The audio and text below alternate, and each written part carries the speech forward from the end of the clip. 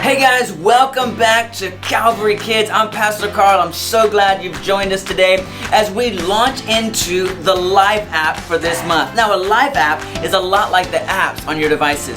The apps help you learn and they help you have fun.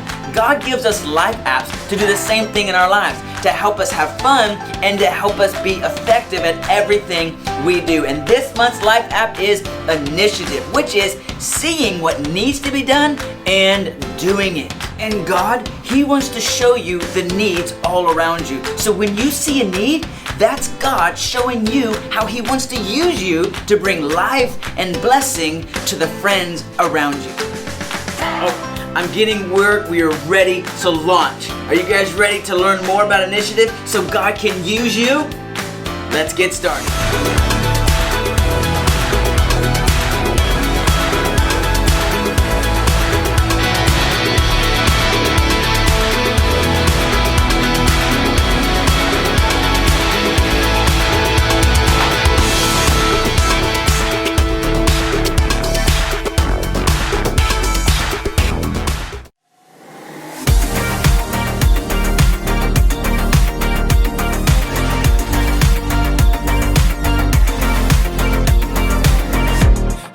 Got to see what you see. You are doing a great work in me. I've decided I can't stand still. No, you have given me purpose. All my heart is yours. All my life is yours. I will make a move for you, for you. All my heart is yours. All my life is yours. I will make a move for you. Make a move for you. Make a move, make a move.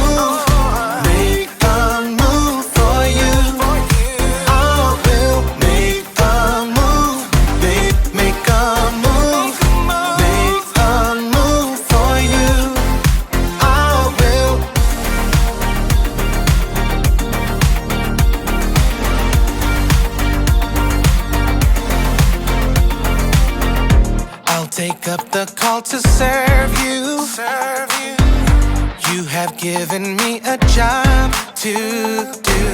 I wanna love the world just like you. Yeah, you have given me purpose. All my heart is yours. All my life is yours. I will make a move for you, for you. All my heart is yours. All my life is yours. I will make a move for you. Make a move for you. Make a move, make a move. Make a move for you. I will make a move. Make a move. Make a move for you.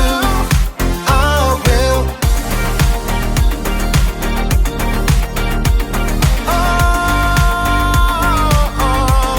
Make a move.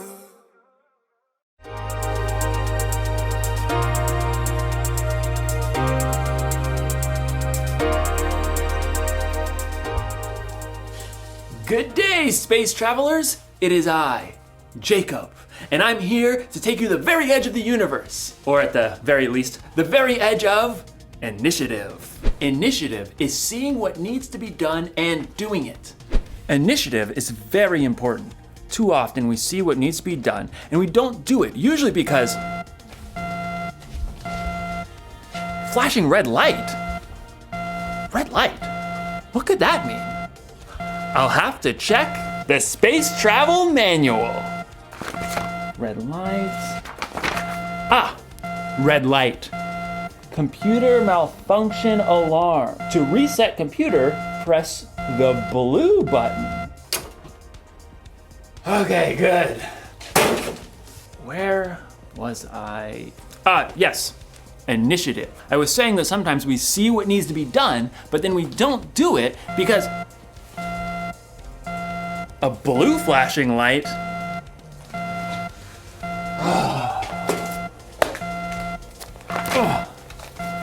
Blue light, blue light, blue light, blue light. Clogged toilets. To unclog, press the orange button. That'll do the trick. Man, it's really hard to focus around here. What I was saying was, a flashing orange light? Okay.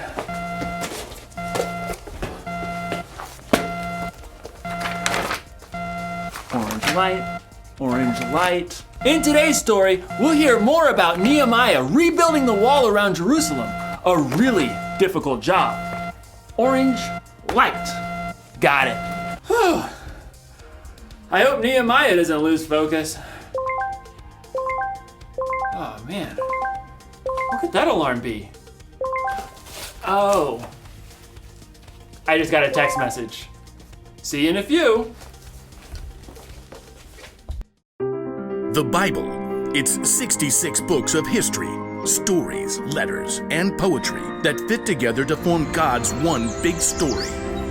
The epic adventure of how He created us and loves us so much that He made a way to rescue us.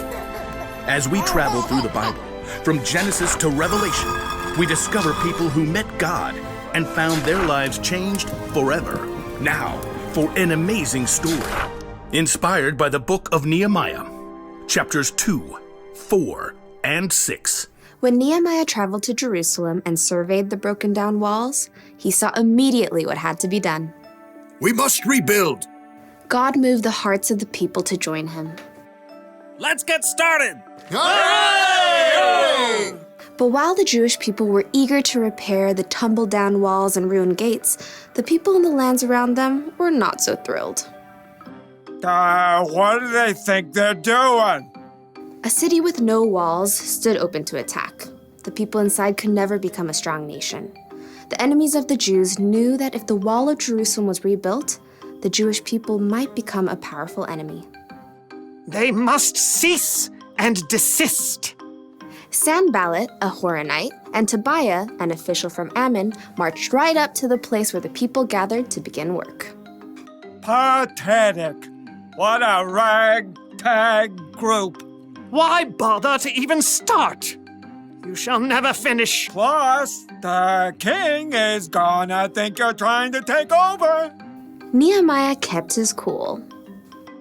The God of heaven will give us success. We serve Him. So we'll start rebuilding the walls. Good luck with that. Nehemiah and the Israelites didn't need luck. They needed God's help. It was true that a few of the Jewish people were builders. Let's see. We've got priests, nobles, goldsmiths, perfume makers, farmers, grape growers, shepherds, any stonemasons. Well, let's get organized. Where he could, Nehemiah assigned each family group to work on a section of the wall closest to their home. Eliashib, you and the other priests will rebuild the sheep gate. Then, work on the wall up to the Tower of the 100. On it. Hassanah's family, I want you to work on the fish gate, lay its beams, and repair the doors with metal bolts and bars. We've got this. Nehemiah continued to give each family or group a part of the wall to rebuild. Old and young, men and women, they put everything they had to gather the fallen stones and hewing beams. In a short time, the wall began to rise again. Inconceivable. Sanballat and Tobiah were shocked to see the Jews actually making progress. They would mock the work to anyone who would listen. Do those Jews think they can make the wall new in a single day? Preposterous! The stones are all scattered and piled up like garbage. I suppose an itty-bitty fox tried to climb up on that excuse for a wall. the whole thing would fall down. Once again, Nehemiah ignored the heckling. Instead, he prayed as he worked. God, please listen to our prayer. Some people hate us. They're saying bad things about us. Don't hide your eyes from their guilt. With a burst of energy, the people worked even harder until the wall was half as high as it needed to be. Preposterous! Time for some action. Tobiah and Sanballat began to plot with the surrounding nations to attack Jerusalem before the wall could be finished. We must set guards day and night.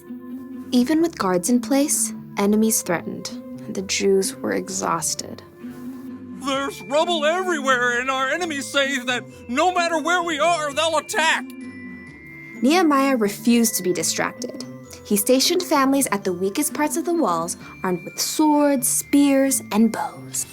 Don't be afraid. Fight for your families. From that day, everyone carried their weapons, even as they worked. If you hear the sound of the trumpet, run to join us.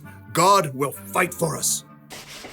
Nehemiah and the Jews worked from the very first light of sunrise until the stars came out at night. At last, the wall itself was finished. It's full height. All the gaps are filled. But we can't rest yet. The entrance gate still must be repaired. Sanballat was furious, but he had another play to make. So he sent a message to Nehemiah, who was working high on the wall. Sanballat says, "Come, let's talk with one another. Let's meet in one of the villages on the plain of Ono." Oh no, I don't think so. Nehemiah knew perfectly well they were planning to harm him, but he stayed focused on the work and sent his own messenger to Sanballat. Nehemiah says, I am working on a huge project. Why should the work stop while I leave it? Why should I go down and talk with you? Inconceivable! Try again. 5 times, Sanballat sent messages. He even threatened to tell the Persian king that Nehemiah was trying to make himself king. Tell Sanballat you're just making that up. Oh, I'll have to send another message. Time for a new strategy. Sanballat made one last desperate attempt. He hired a man named Shemaiah to make Nehemiah look bad with his own people. Nehemiah, some men are coming at night to kill you. Let's go hide in the temple and lock the doors. Nehemiah knew that God had not sent Shemaiah. Should a man like me run away? No, I won't go. Once again, Nehemiah saw through the tricks of his enemies. Instead of hiding away and looking foolish, he trusted God and doubled down on the work. On the 52nd day of work, the wall and gates were finished. No! The wall had been finished in record time by a group of ordinary, everyday people. It was clear to everyone that God had helped Nehemiah and the Jews stay focused and finish strong.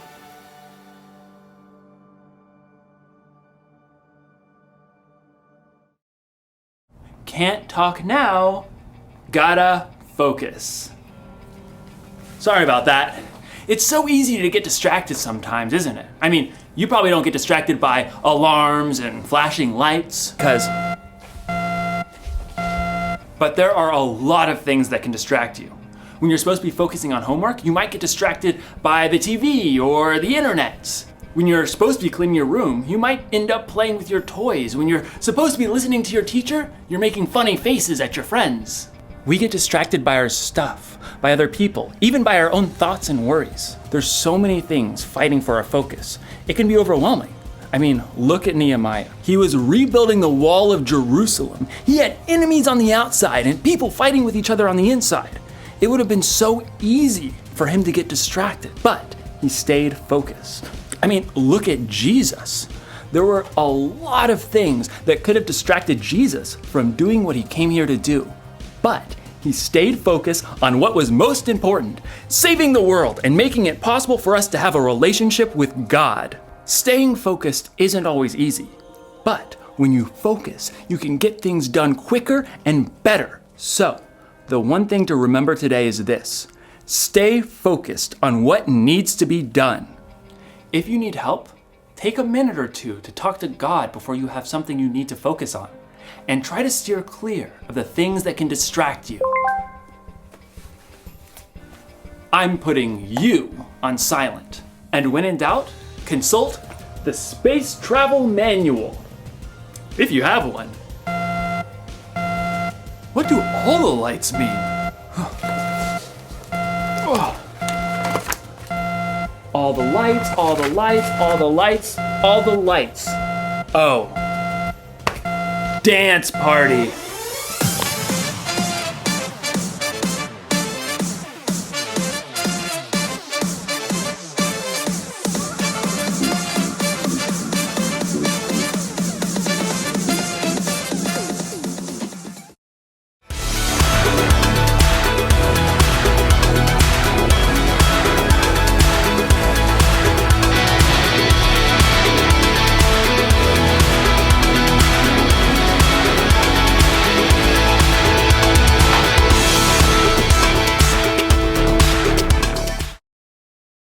You guys enjoyed today's story of Nehemiah and his amazing initiative to help Jerusalem rebuild its walls and take care of its people. I hope you guys are beginning to see what's needed around you, because when you see a need, that's God showing you how He wants to use you to make a difference for your friends and your family.